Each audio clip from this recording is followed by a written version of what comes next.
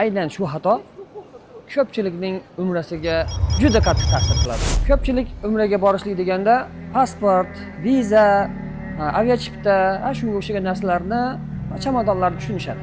Lekin men umrachilarni boshqa narsadan ogohlantirmoqchiman. Bu narsa albatta muhim bo'lgan narsadir. Bu insonni qalbini poklanishligi. Agar siz umraga ketishdan oldin biror bir odamga qalbingizda g'illigashlik, dushmanchilik va birovlardan qarzingiz bo'ladigan bo'lsa, umra qilishdan oldin shu narsalardan qutulib oling.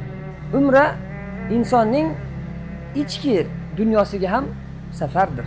Ba'zi bir odamlar Ka'batullohning oldiga borganda juda qattiq yig'lab ko'zlaridan yosh chiqqanlarini ko'rganman. Va ba'zi bir odamlarni ham ko'rdimki, ularni Ka'batullohning oldida ham ko'zlariga bir qatra ham yosh kelmaganliklarini ham ko'rdim men. Bu ikkovining o'rtasidagi farq, ayrima esa bu umraga borishdan oldingi tayyorgarlikda bo'ladi. Shuning uchun men har bir ziyoratchiga shunday deyman. Chamodoningizni tayyorlashingizdan oldin siz qalbingizni ham tayyorlang. Chunki eng go'zal umra bu chiroyli qalb bilan qilingan umradir.